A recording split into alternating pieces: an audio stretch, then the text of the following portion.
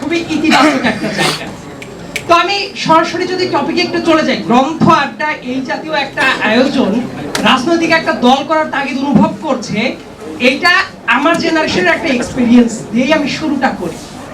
যেমন আমাদের জেনারেশনের কাউকে যদি জিজ্ঞাসা করা হয় 1975 সালের পরবর্তী যে কুগুলো একের পর এক ঘটতে থাকে সেটার ইতিহাসটা কোথায়, সবাই একটা বইকেই রেফার করে, সেটা হলো শাহাদুজ্জামানের প্রাচের কর্নেল। কিন্তু এই বইটা যে কি পরিমাণ প্রোপাগান্ডামূলক একটা বই, সেটা কাউন্টার করে আজ অবধি বিএনপির জায়গা থেকে অথবা কোনো নাগরিকদের জায়গা থেকে সলিড কোনো বই সামনে আসে নাই। এটা দুর্ভাগ্যজনক।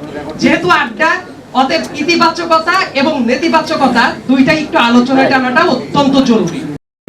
প্রকাশনার বই অনেক কম, যথেষ্ট কম। আমি আশা করব দ্রুত আমাদের নেতৃবৃন্দ এবং যারা আমাদের সুধীজন আছেন, এই বাংলাদেশি জাতীয়তাবাদ স্বাধীনতার ঘোষক প্রেসিডেন্ট জিয়াউর রহমানের এবং আমাদের নেতৃবৃন্দ তাদের তথ্যভিত্তিক অনেক বই লিখবেন।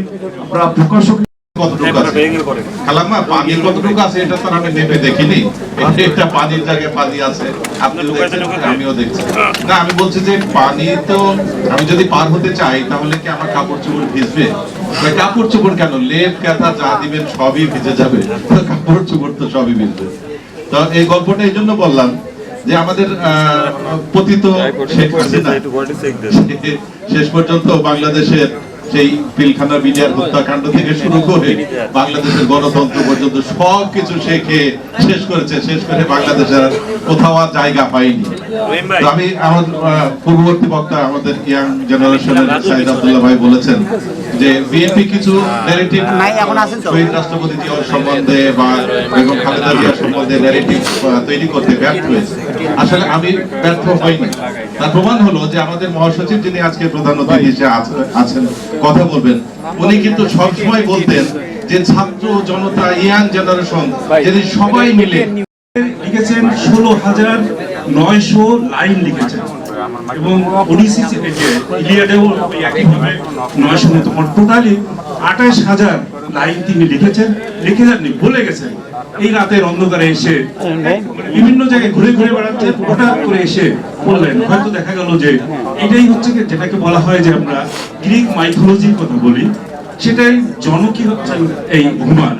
কিন্তু সেটাও এসেছে ওই আড্ডার মধ্য দিয়ে। তিনি দেখিয়েছেন সেই সময় হেলেন অফ ট্রয় কিভাবে ধ্বংস হয়ে গেছে, ওডিসিস বিভিন্ন জায়গায় যখন এই যুদ্ধের পরে একের পর এক ঝড় ঝঞ্ঝা অনেক কিছু কাটিয়ে তারপরে আবার তার সেই গন্তব্যে ফিরে এসেছেন। এটা এগুলো আড্ডার মধ্যে হয়েছে। লাইসিয়াম গ্রিসের সবচেয়ে বিখ্যাত শহর, যে শহরেই কিন্তু আড্ডার মধ্যে দিয়ে হয়েছে। সেখানে সক্রেটিস, অ্যারিস্টটল, বুঝতে পারছো না, বুঝে নাই তখন দুই ভাইকে নিয়ে ছাত্র মহাবী পদে উনি গেছেন মানে আম গাছে নিচে, বলে একজনে উঠো গাছে আম পারো, একজনে আর একজনে গুনে গুনে বলবা তুমি কয়টা করে পারবা, 1 1 2 3 এভাবে আরো গুনে গুনে ছুটে বলে। তখন বড় ভাই অঙ্ক যখন মানে গাছ আম পাড়তেছে, ছোট ভাই আবার গুনে গুনে পড়তেছে। কিছু সময় পরে ছোট ভাই বুঝতে পারছে যে অঙ্ক শেখানো হচ্ছে। ভাইয়া ভাইয়া গাছ থেকে নাম, কেন স্যার আমাদের অঙ্ক শেখাচ্ছে কিন্তু, কেন তুই 1 2 গুনে গুনতেছিস, 1 2 3 আমরা 1 2 3 বলতেছি, তো অঙ্ক শেখাচ্ছে, অঙ্ক শিখতে চাই না, স্যার জোর করে শিখাবে। আজকের এই আড্ডাটা এরকমই অবস্থা, একটা ব্যক্তিগত আড্ডা যেখানে আমরা শিখতে চাই, শেখানো হবে, শেখানোর প্রচেষ্টা। শহীদ প্রেসিডেন্ট জিয়াউর রহমান শুধু একটা নাম নয়, আমরা যদি দেখি ওনার অনেকগুলো পরিচয় এবং সত্তা রয়েছে। একজন ব্যক্তি হয়েও আজকে আমরা দেখেছি তিনি একজন সৈনিক হিসেবে, একজন রাজনীতিবিদ হিসেবে, একজন রাষ্ট্রনায়ক হিসেবে বাংলাদেশের প্রতিটি অধ্যায়ে গুরুত্বপূর্ণ ভূমিকা রেখেছেন। উনি একাধারে ছিলেন স্বাধীনতার ঘোষক, মহান মুক্তিযুদ্ধের রণাঙ্গনের একজন অত্যন্ত অকুতোভয় সেক্টর কমান্ডার। আমরা দেখেছি স্বাধীন বাংলাদেশে তিনি হয়ে উঠেছিলেন একজন সফল সেনাপ্রধান। পরবর্তীতে স্বাধীনতার পরে গণ অভ্যুত্থানের মহানায়ক। তারপর আমরা দেখেছি উনি ছিলেন বাংলাদেশের ইতিহাসের প্রথম নির্বাচিত রাষ্ট্রপতি। ওনার হাত ধরে শুরু হচ্ছে বাংলাদেশ জাতীয়তাবাদী দল বিএনপির পথযাত্রা, যেখানে আমরা সেই প্রতিষ্ঠিত বাংলাদেশের সবচেয়ে জনপ্রিয় রাজনৈতিক দলের মাধ্যমে বাংলাদেশে সুনিশ্চিত করেছে বাংলাদেশের জাতীয়তাবাদের সুমহান আদর্শ, যার মাধ্যমে নিশ্চিত হয়েছে সকল ধর্ম, বর্ণ, রাজনীতি এবং জাতির মহান নেতা রাষ্ট্রপতি জিয়া রহমানের গভীরভাবে তাকে উপলব্ধি করা, তার কর্ম, তার আদর্শ, তার জীবন দর্শন নিয়ে চিন্তা করার একটি সুযোগ আজকে এখানে করে দেওয়া হয়েছে। শহীদ জিয়া রহমান শুধু একজন নেতা ছিলেন না, তিনি ছিলেন একজন চিন্তাশীল ব্যক্তি, যার স্বপ্ন ছিল একটি শিক্ষিত, সচেতন এবং আত্মনির্ভরশীল জাতি গঠন। তার জীবন থেকে আমরা শিক্ষা গ্রহণ করি যে জ্ঞানী জাতিকে উন্নতির দিকে নিয়ে যায়। তিনি সবসময় শিক্ষা এবং জ্ঞান অর্জনকে প্রাধান্য দিতেন, যার পরিপ্রেক্ষিতে আমরা দেখেছি 1978 সালে 14 সেপ্টেম্বর শহীদ জিয়া ঢাকায় একটি জাতীয় শিক্ষা ওয়ার্কশপ আয়োজন করেন। এতে শিক্ষা ব্যবস্থার সাথে সাথে যারা জড়িত ছিল সারা দেশ থেকে হাজার হাজার শিক্ষাকর্মী এবং শিক্ষা বিশেষজ্ঞ উপস্থিত ছিলেন। আমি আজকে মাননীয় প্রধান অতিথিকে প্রতি অনুরোধ থাকবে যে জিয়া স্মৃতি পাঠাগারটা যেন বছরে 2 বার এরকম আলোচনা করার একটা আয়োজনের ব্যবস্থা করা হয়। সেখানে অন্যান্য জায়গাতে বিভিন্ন জায়গা থেকে শিক্ষার্থীরা আসবে, শিক্ষকরা আসবে। বেসরকারি বিশ্ববিদ্যালয়ে আসছে সে ব্যবহার করো, এটা তার দৈনন্দিন প্রয়োজন। তাই আমার পক্ষে অনেক সময় থাকে তাহলে উদ্যোক্তাদের বলি মেহরবানি করে একটা গাড়ি। যাই হোক, এখানে আসার পর আমি খুব হতাশ হয়েছি। আমি সত্য কথা বলতে চাই। I want to call a spade a spade. আমি এসছি গ্রন্থ আড্ডায়, এখন পর্যন্ত গ্রন্থও দেখলাম না, আড্ডাও দেখলাম। এই যদি গ্রন্থ আড্ডা হয়, রাজনৈতিক বক্তৃতার আসর হয়, তাহলে আমার চাইতে বেশি, আমি এর চাইতে বেশি হতাশ হতে পারি। অনেক দুঃখের সঙ্গে, অনেক বেদনার সঙ্গে আমি এই কথাটা বলছি এই কারণে, রবীন্দ্রনাথের কবি ছত্র আছে, সবারে চাহে বেদনা দিতে, না তার আমার হৃদয় তলে সরমতাপ সতত জলে, সবারে চাহে বেদনা দিতে, বেদনা ভরা প্রাণ। আজকে যে আপনাদেরকে মন খারাপ করার মতো কথা কিছু শোনাচ্ছি, সেটার কারণটা হচ্ছে আমার মনটা আরো বেশি খারাপ, আরো বেশি কষ্টের মধ্যে আছে। যে কারণে একটু তীর্যক কথাবার্তা, একটু সমালোচনা, একটু কষ্ট পাবেন এমন কথা বলার জন্য আমাকে ভাবা করতে। এখানে কবি হোমারের কথা এসেছে শুনলাম, এবং যিনি বলেছেন তিনি হোমারের অনেক বৃত্তান্ত বলেছেন। এবং হোমার কালোত্তীর্ণ কবি, চারণ কবি, ইংরেজি ভাষায় যেটাকে বলা হয় বার্ড। এই বার্ডের বানান BARD, বার্ড পাখি নয়, এই বার্ডের বানান হচ্ছে BIRD, বার্ড। বার্ড বাংলা ভাষায় হচ্ছে চারণ।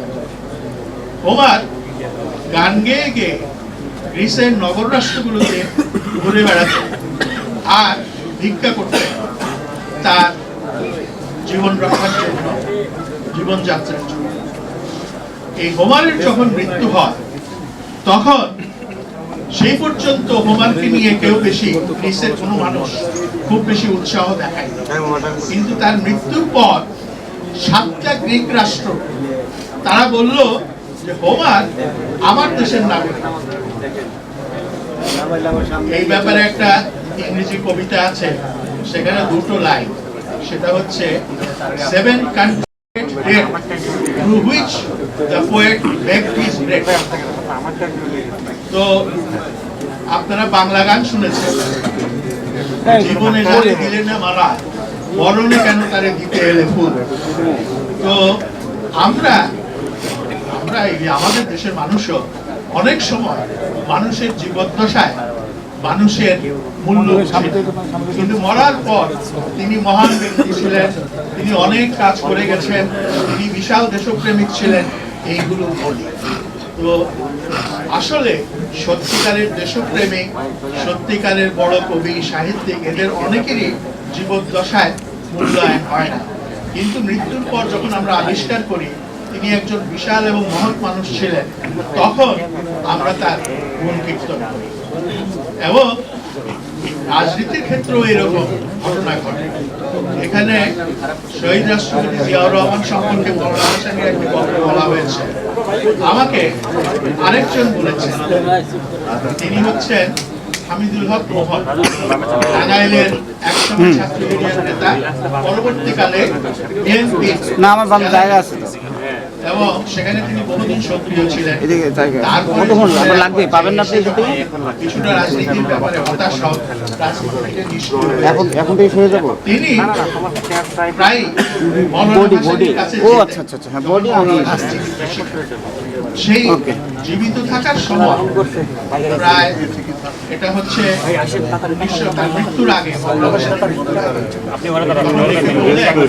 মোহন, তোমরা জিয়া ছেলেটার দিকে খোঁজ রাখো, ছেলেটা খুব ভালো, দেশের জন্য কিছু করতে চায়, তোমরা ওকে সমর্থন দিও। কিন্তু ও বেশি সময় পাবে না, তাকে গুলি করে হত্যা করা হবে এবং তার মুখমণ্ডলের ডান পাশটা সম্পূর্ণভাবে বিদীর্ণ হয়ে যাবে, একেবারে ভেঙে চুরমার হয়ে যাবে। আমি এই গল্প শোনার পরে আমি ভাবলাম এটা না হয় বুঝলাম যে ছেলেটা ভালো, দেশের জন্য ভালো করতে চায়, তাকে তোমরা কিছু সমর্থন দিও। কিন্তু পরের কথাটা আমার কাছে বিশ্বাস করতে একটু কষ্ট হয়েছে, কারণ মওলানা সাহেব কিভাবে বললেন সে বেশি সময় পাবে। হ্যাঁ, তিনি কিন্তু বেশি সময় পান না, এবং তিনি যদি বেশি সময় পেতেন আমরা এই দেশের যারা মানুষ আমরা তাহলে আরো কিছু মানে নিজেদেরকে ভাগ্যবান মনে করতে পারতাম। তবে মওলানা ভাসানী সম্পর্কে বলা হয় যে তিনি একজন আধ্যাত্মিক পুরুষ এবং অনেক কিছুই তিনি আগে থেকে বলতে পারতেন। কিভাবে বলতে, কারণে তার মনের মধ্যে কোনো কথা ভেসে উঠতো সে কারণে, বা তার আধ্যাত্মিক শক্তির কারণে, সেটা আজ পর্যন্ত রহস্যাবৃত। একইভাবে একই ধরনের একটা অভিজ্ঞতা আমার হয়েছিল। আমি এবং এক সময়ের বিখ্যাত কাজী জাফর আহমদ, আমরা তখন ন্যাশনাল আওয়ামী পার্টি করতাম। মওলানা সাহেবের সঙ্গে একসঙ্গে আমরা চাকদা যাচ্ছি, জনসভা করব। ঢাকা থেকে কমলাপুরে আমরা ট্রেনে উঠেছি, তারপর ট্রেন লাকসামে গিয়ে যাত্রা বিরতি, জনসন অনেকক্ষণ থেমে থাকে। হঠাৎ করে মওলানা সাহেব বলে উঠলেন, আমার শরীরটা খুব খারাপ লাগছে। আমরা খুব চিন্তিত হয়ে পড়লাম, এই বয়স্ক মানুষটি এখন যদি অসুস্থ হয়ে পড়ে, এখানে ধারে কাছে কোনো ভালো ডাক্তার নেই, এই নিয়ে আমরা খুব চিন্তিত হয়ে পড়লাম। আমরা জিজ্ঞাসা করি মওলানা সাহেব, হুজুর আপনি কি ডাব খাবেন, ডাব খেলে আপনার ভালো লাগবে? তো আমরা বললাম যে আচ্ছা ঠিক আছে, ডাবের ব্যবস্থা করি। তারপরেও আমরা দেখলাম যে তার অস্থিরতা কাটছে না। তারপরে তিনি বললেন, মতিনদের খবর নাও, মতিনদের খবর নাও। এখন আপনারা জানেন কিনা জানি না, রাষ্ট্রভাষা আন্দোলনের অন্যতম নেতা যিনি ছিলেন, তিনি হচ্ছেন আব্দুল মতিন। তিনি ভাষা মতিন হিসাবে পরিচিত। পরবর্তীকালে এই দেশের বিপ্লবী আন্দোলনে তিনি বড় ভূমিকা পালন করেন। যাই হোক, সেই সময় তিনি বললেন যে মতিনদের খবর নাও, ওরা খুব বিপদে আছে। আমরা অবাক হয়ে গেলাম। কমলাপুর স্টেশনে উঠলাম, সেখানেও দেখলাম না, বললেন না উনি মতিনদের কথা। তারপরে লাকসাম পর্যন্ত আসার পরে তিনি হঠাৎ করে আবিষ্কার করলেন মতিনরা খুব বিপদে আছে। এটা কি করে সম্ভব? আসলে সত্যিকারের ঘটনা হলো যেটা, সেটা হলো, আপনারা এখন জানেন কিনা জানি না, শেখ মুজিবুর রহমানের সরকারের বিরুদ্ধে 1972 সালে আপনার আত্রাইতে মনির ভাই আমারটা দেন, আমারটা আব্দুল মনির ভাই। আলাউদ্দিনের দল, ওহিদুর রহমানের দল, মনির ভাই যমুনাটা দেন, একটু তারা যমুনাটা। সশস্ত্রভাবে সংগঠিত হয়েছিল মুজিব সরকারকে প্রতিহত করার জন্য, এবং সেখানে অভিযান চলে, রাষ্ট্রীয় বাহিনী অভিযান চালায়। সেই অভিযানে অনেক হতাহতের ঘটনা ঘটে। আব্দুল মতিন নিজে আহত হন, তার ভাই নিহত হন, আরো অনেকে। মনির ভাই যাই হোক, এই যে ঘটনাগুলো, এইগুলো মৌলানা সাহেব মাঝে মাঝে এভাবে কথা বলতেন। এই মনির ভাই। তবে এইসব কথা বলার জন্য কিন্তু আমি এখানে আসি। আমি আসার আগে আজকে দৈনিক নয়া দিগন্ত পত্রিকাটা দেখছিলাম। সেই পত্রিকায় একটা সম্পাদকীয় নিবন্ধ বেরিয়েছে। এটার লেখক হচ্ছেন পাকিস্তানি সাংবাদিক হামিদ মীর। হামিদ মীর অনেক গ্রন্থের প্রণেতা। তিনি অনেকগুলো বই লিখেছেন বাংলার ভাষায়, এবং এর ফলে তিনি আন্তর্জাতিকভাবে একজন সাংবাদিক হিসেবে, একজন স্কলার হিসেবে খুবই সমাদৃত। আমি শুধু তার লেখাটা একটু পড়ে শোনাবো, যেটা বোধহয় বিষয়ের সঙ্গে সঙ্গতিপূর্ণ। মেহরবানি করে এটা একটু শুনেন আপনারা, এবং সাংবাদিক ভাইরা রিপোর্ট করার কোনো কথা আমি এখানে বলছিও না। ইকবালের নোবেল পাওয়ার দরকার ছিল না। এই ইকবাল হচ্ছে পাকিস্তানের এবং অবিভক্ত ব্রিটিশ ভারতের একজন বিখ্যাত কবি। তিনি উর্দু এবং ফার্সি ভাষায় কবিতা রচনা করেছেন। তিনি একজন বড় মাপের দার্শনিক ছিলেন। তার একটা বিখ্যাত গ্রন্থ হচ্ছে reconstruction of religious thought in Islam. তিনি লিখছেন, হামিদ মীর লিখছেন, আমি প্রতিদিন কোনো না কোনো ব্রেকিং নিউজ, আপনি প্রতিদিন কোনো না কোনো ব্রেকিং নিউজ শোনেন। অধিকাংশ সময় ব্রেকিং নিউজ আগে থেকেই অস্থির থাকা হৃদয়কে আরো অস্থির করে তোলে। অনেকদিন পর আমি এমন ব্রেকিং নিউজ পাই যা নিরাশার অন্ধকারে আশার আলোকে ঝলমল করছে। এই ব্রেকিং নিউজ কারো কাছ থেকে শোনা নয়, বরং সেটা আমি নিজে নিজ চোখে দেখেছি এবং অনুভব করেছি। অক্সফোর্ড ইউনিভার্সিটি প্রেসের তত্ত্বাবধানে 10ম ইসলামাবাদ লিটারেচার ফেস্টিভ্যালে প্রচুর সংখ্যক এমন তরুণ তরুণী চোখে পড়ল যারা যাবে না ভাই, উনি আমাদের দেখা যাচ্ছে পাকিস্তানের তরুণীরা বই পড়ে। আমরা কতটা পড়ি সেটা এখন আমাদেরকেও বিচার বিষয়। ধরে হাঁটি হাঁটি পা পা করে আমরা আজকে এই পর্যায়ে এসেছি। আজকের অনুষ্ঠানে আমাদের প্রধান অতিথি,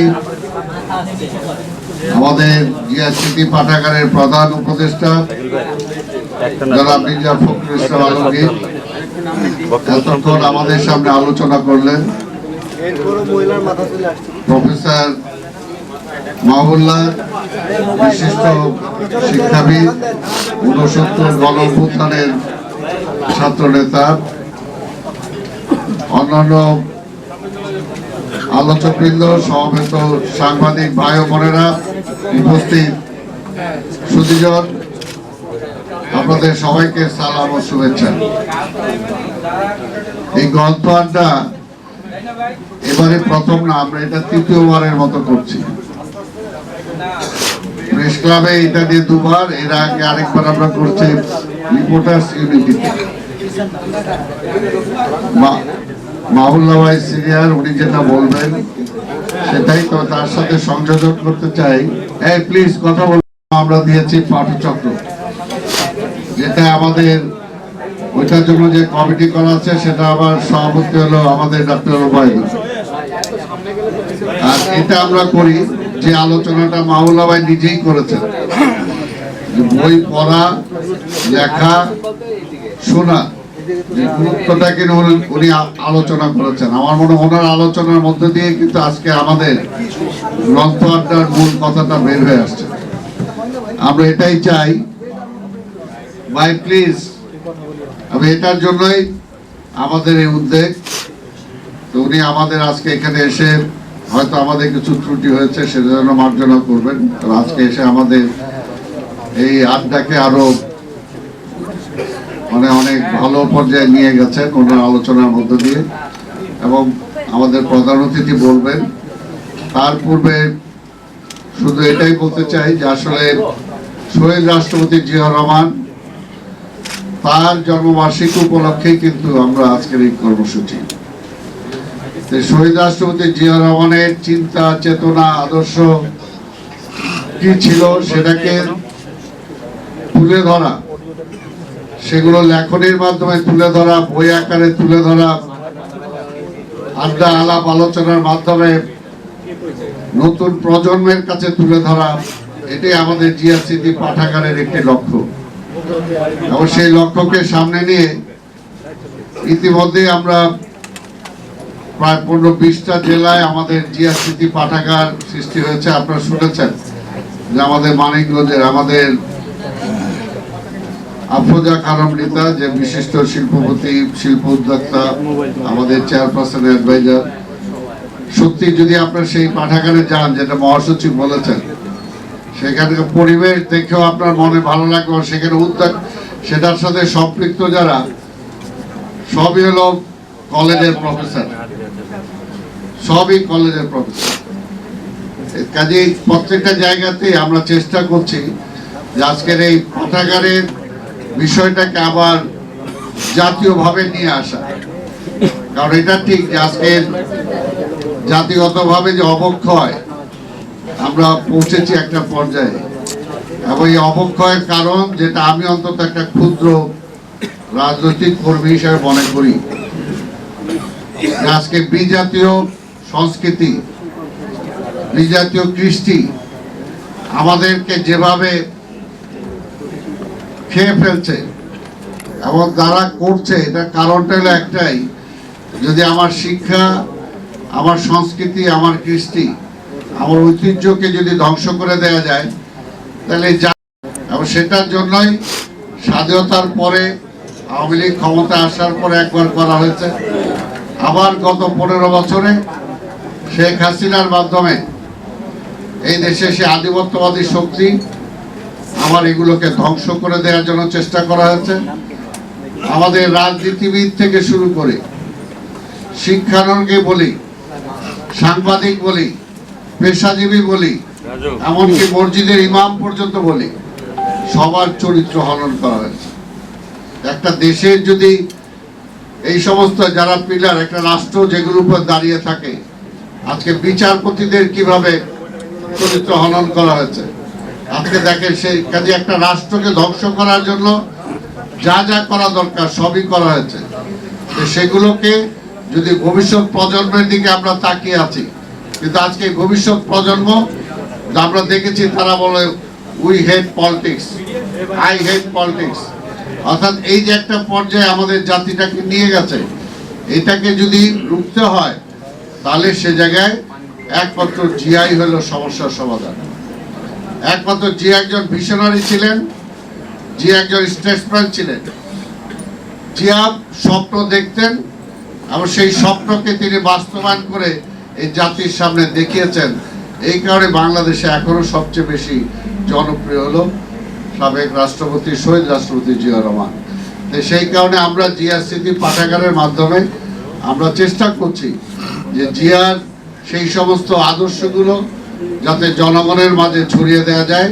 জনগণের চেয়ে বেশি জনগণ তো আছেই, বিশেষ করে আমরা যারা রাজনীতিটা করি বা জিয়ার রাজনীতি করি বলে জিয়ার উত্তরাধিকার হিসাবে নিজেদেরকে দাবি করি, জিয়ার সৈনিক হিসাবে দাবি করি, আমরা যাতে সত্যিকারে এক একজন একটা জিয়া হতে পারি, যে জিয়া কি ছিলেন, জিয়ার দৈনন্দিন জীবন কি ছিল, জিয়া কিভাবে চলতেন, জিয়ার পরিবার পরিজনকে কিভাবে, এই ভাই একটা কথা, রাষ্ট্র সম্পর্কে কি চিন্তা করতেন।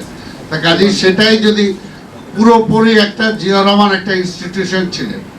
তো সেই কারণে আমরা যারা আজকে বিএনপি বা জিয়ার রাজনীতি করি বা প্রগতিশীল রাজনীতি করি বা বাংলাদেশের জাতীয়তাবাদের রাজনীতি করি, আমরা যদি জিয়াকে মনে প্রাণে ধারণ করতে পারি তাহলে রাজনীতিতে একটা আমূল পরিবর্তন আনা সম্ভব হবে।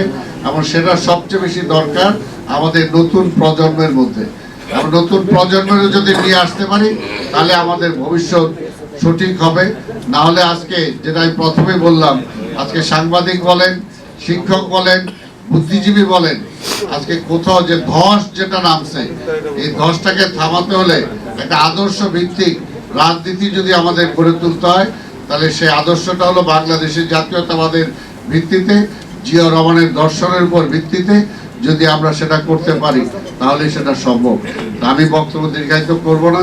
আমাদের করেছিলাম যে এটা আপনার সত্যিকার আনতেই হবে, কিন্তু শেষ পর্যন্ত ভাইয়া যা হয় আর কি আপনার পাকা করলেই হয়ে যাবে, পার্টির হাতে পড়লে সব একদিকে ওই দিকেই চলে এসছে, অর্থাৎ একটা বক্তৃতা ওইভাবে চলে এসছে। এখানে আমরা ধরে নিচ্ছি শেখ মুজিবুর রহমানের 90তম জন্মবার্ষিকী এবং একই সঙ্গে গ্রন্থ আড্ডা, তাই না, বেসিক কোন বিষয়ে আজকে এখানে আলোচনা হচ্ছে না। এখানে আমি খুব খুশি হয়েছি যে নতুন প্রজন্মের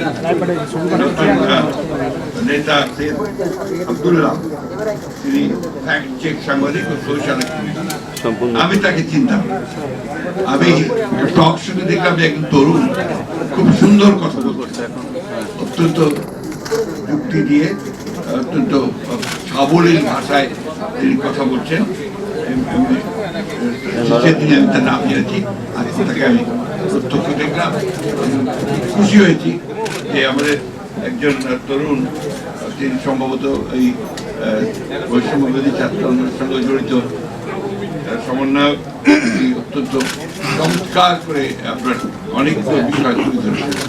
তাহলে প্রধান যে বিষয়টা তিনি বলেছেন যে এখন বয়ানের রাজনীতি, ন্যারেটিভের রাজনীতি, এটা বিষয়ে আমার একটা ব্যক্তিগত আপনার ধারণা বা একটা কথা আছে।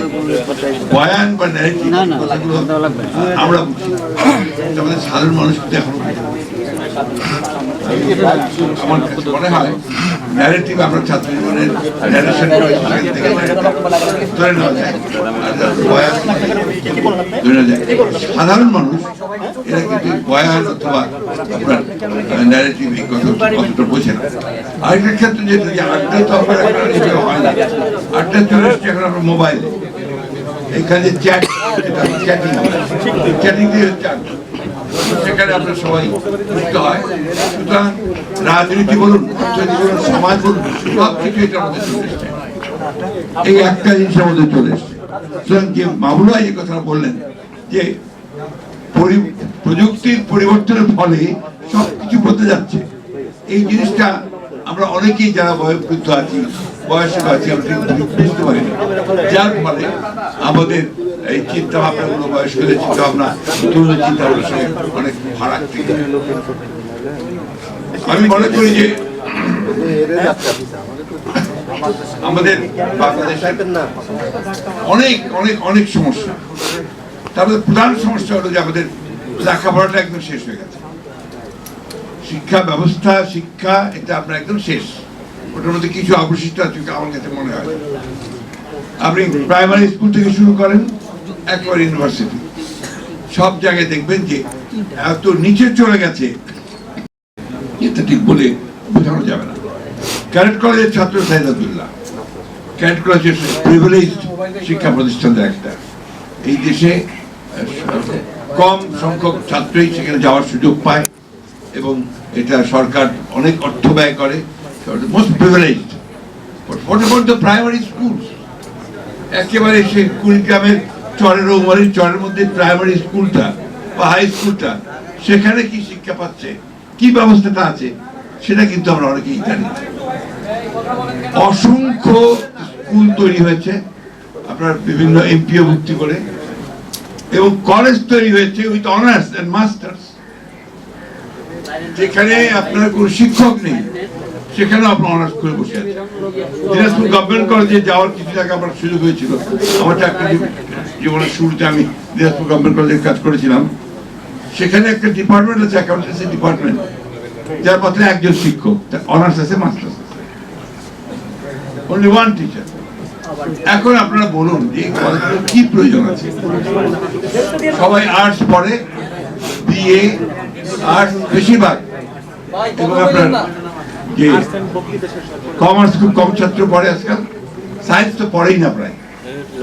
তাহলে এই যে শুধুমাত্র জেনারেল এডুকেশনে বিএ পাস করাচ্ছেন, তাদেরকে দিয়ে আপনি কি করবেন? তার প্রয়োজনটা কি? সমাজে তার প্রয়োজন কি? কোনো প্রয়োজন নাই। এবং যার ফলে দেখা যাবে যে তার পুরো শিক্ষাটাই ব্যর্থ হয়েছে। এর মধ্যে কি হয়, ছেলেকে লেখাপড়া শেখানোর জন্য বা মেয়েকে লেখাপড়া শেখানোর জন্য ওই বৃদ্ধ মা তার জমিটুকু, সে জমিটা বিক্রি করে ছেলেকে পাঠিয়ে দেন ঢাকায় পড়ার জন্য।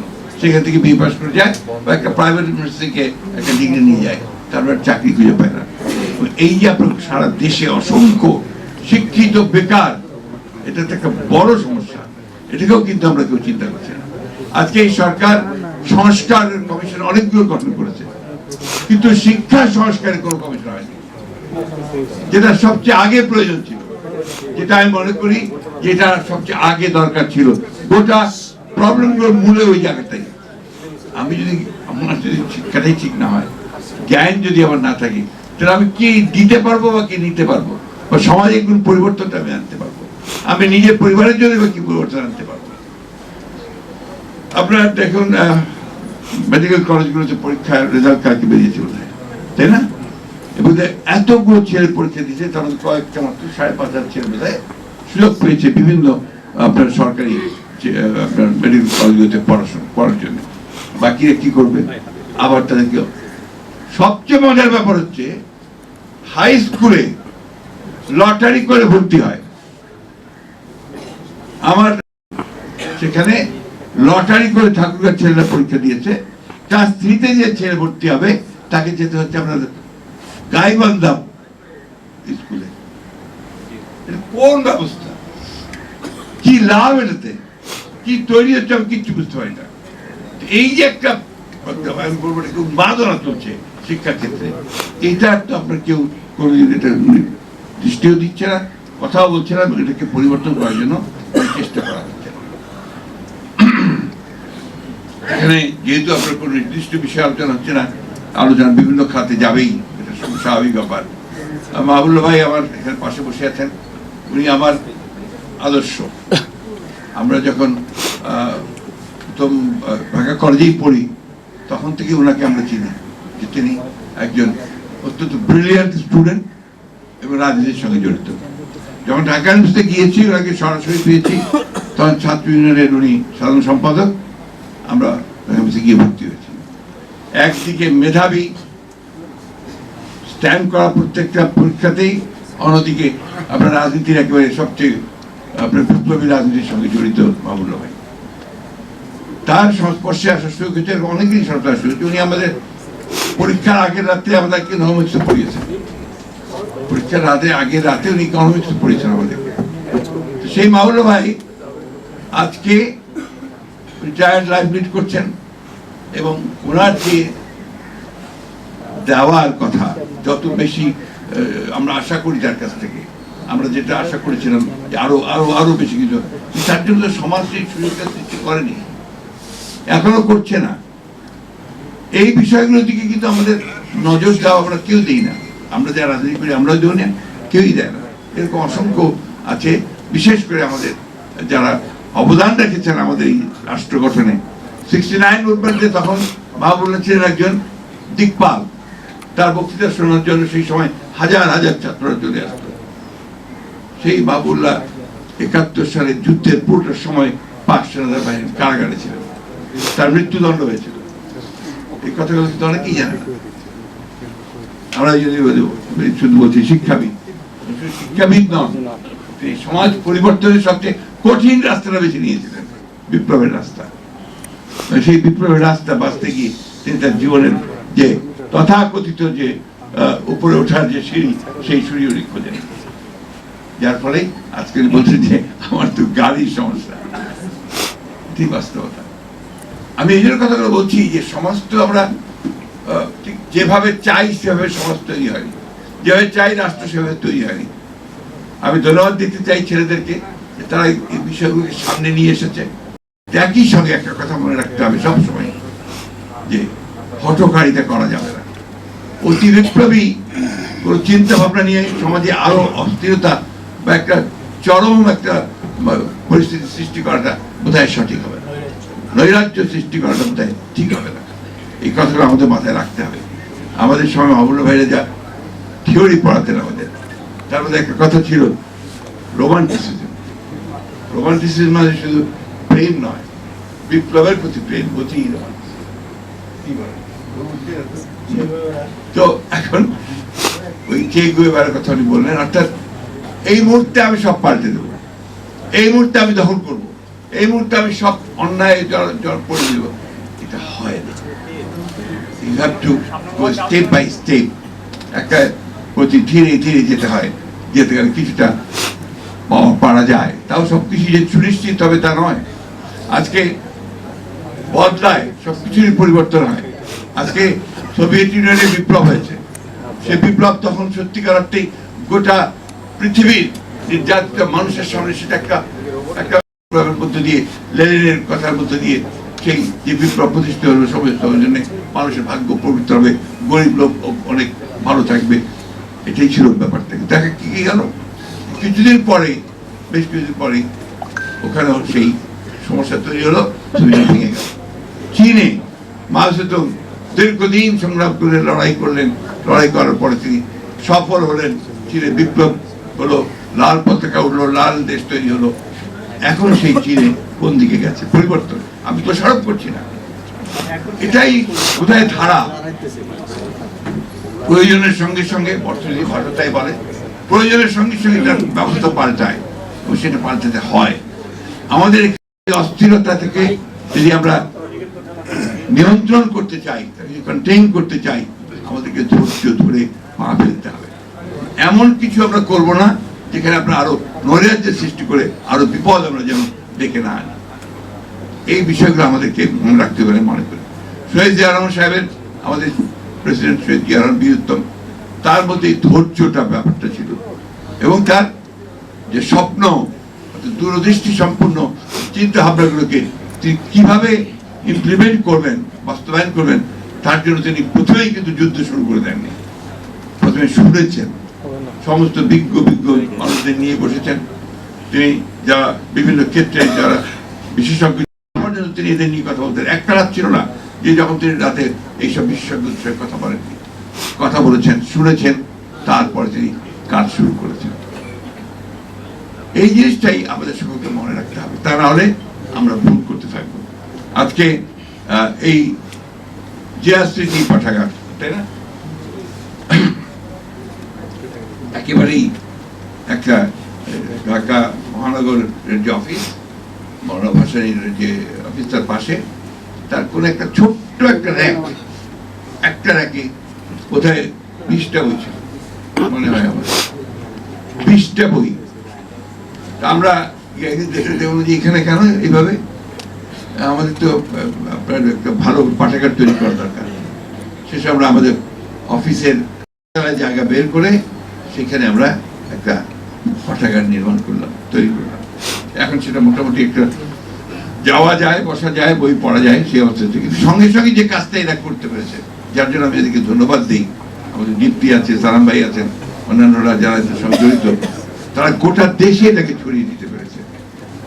প্রত্যেকটা জেলায়, আপনাদের কয়েকটা উপজেলাতেও জিয়া স্মৃতি পাঠাগার তৈরি হয়েছে এবং তারা এই চেষ্টাই তারা কিন্তু করে যাচ্ছে। এখানে কেউ আমরা ফান্ড দেইনি, তারা নিজেরাই এমনকি তারা এই যে পাঠচক্র বা আপনার যে আড্ডা, এগুলো তারা নিয়মিতভাবে করার চেষ্টা করছে। এটা আমি মনে করি যে অবশ্যই বিএনপি রাজনীতিকে আরো সমৃদ্ধ করবে। বিএনপিতে যারা জ্ঞান চর্চা করে তাদের সংখ্যা বাড়াবে। ওটা আরেকটা সমস্যা, কিন্তু রাজনীতিতে আমাদের বর্তমান রাজনীতি নাই, একেবারেই নাই। একটু লেখাপড়া যারা ভালো করে তাদেরকে ঠাট্টা করে কি বলা হয় জানো? আটেল। এই পরিবেশে স্বাভাবিকভাবেই এরা যে কাজটা করেছে এটা দুঃসাহসী কাজ করেছে এবং তারা সফল হয়েছে। আমি ধন্যবাদ জানাই তাদেরকে। আর আমি আগে বলেছি যে আমাদের রীতা আপা, এই সরকার অনেক ভুল ত্রুটি করছে, ভুল তো করবেই, কারণ তার সরকারে ছিল না, রাজনীতি করেনি, রাজনীতির বিপ্লবটা অতটা জানেও না, বুঝেও না, তাই না? তাদেরকে তো সেই সময়টুকু সুযোগ দিতে হবে। প্রতিদিন আপনার এখন বার হচ্ছে আপনার মিছিল, দাবি দাবা সব বেড়ে গেছে। একদিন কোথায় ছিলে বাবা? তখন তো একটা কথা বলার সুযোগ, সাহসও কেউ পাও নাই, একটা কথা বলার সুযোগ কেউ পাও নাই, সাহসও পাও নাই। আর এখন যেহেতু একটা অবস্থা তৈরি হয়েছে, সবাই যাবে বলছে। এখন ওয়াজির সাহেব বলছিলেন যে ওনার পাশেই জাতীয় বিশ্ববিদ্যালয়, না আজকে ওখানে স্ট্রাইক চলছে, রাস্তাঘাট বন্ধ। এটাতে লাভটা কার? এটাতে এই দেশের, এই সমাজের, এই মানুষের কোন লাভ হবে? ধৈর্য ধরে যাই, সামনের দিকে যাই। অনেক ত্রুটি আছে, আমি বিশ্বাস করি, তো অনেক ত্রুটি তারা নিয়ে এসছে, একটা জঞ্জালের মধ্যে এসছে, একেবারে ধ্বংসপ্রাপ্ত জঞ্জাল। চিন্তা, আমার ধারণা ছিল যে এটা এত খারাপ হয়ে গেছে।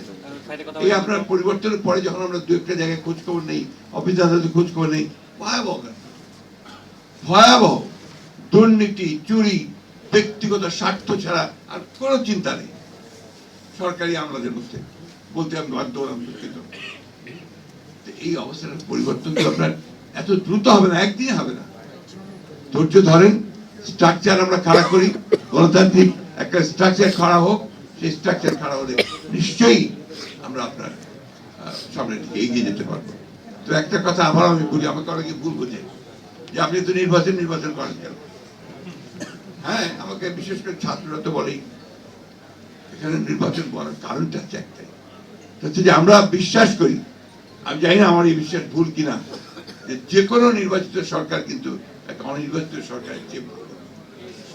আমার এক্সেস থাকে, আমি যেতে পারি, কথা বলতে পারি, এখন আমার সেই জায়গাটা নেই। জিয়াউর রহমানের কৃতিত্বটা ছিল কোন জায়গায়? জিয়াউর রহমানের কৃতিত্ব ছিল ওই জায়গায় যে তিনি একটা একদলীয় শাসন ব্যবস্থা, একেবারে বদ্ধ একটা রাজনীতি এবং বদ্ধ একটা অর্থনীতি, সেখান থেকে তিনি বের করে নিয়ে এসেছিলেন। ওটাই ছিল বাংলাদেশের জন্য সবচেয়ে বড় সংস্কার। একদলীয় রাজনীতিকে বহুদলীয় রাজনীতি, একটা ভ্রান্ত সমাজতান্ত্রিক অর্থনীতি থেকে তিনি একটা মিশ্র এবং মুক্ত বাজার অর্থনীতির দিকে নিয়ে এসেছিলেন। ওটা সমাজতন্ত্র ভ্রান্ত, বললাম ভ্রান্ত সমাজতন্ত্র থেকে নিয়ে এসেছে। আর আওয়ামী লীগ সমাজতন্ত্র করবে কি? আমরা কি কোন সমাজতন্ত্র বিশ্বাসই করতো না, করতো না। এটা ছিল থেকে প্রতারণা।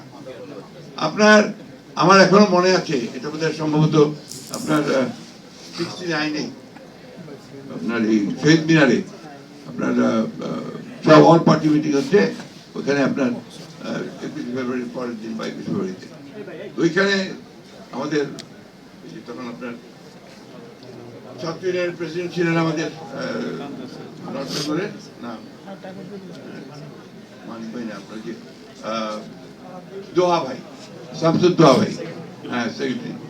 উনি বক্তৃতা করতে গিয়ে আফ্রিকা, লাতিন আমেরিকার করে এই আপনার সমাজতন্ত্রের কথা বলে মার্কিন সাম্রাজ্যবাদের বিরুদ্ধে কথা বলে, আর যায় কোথায়?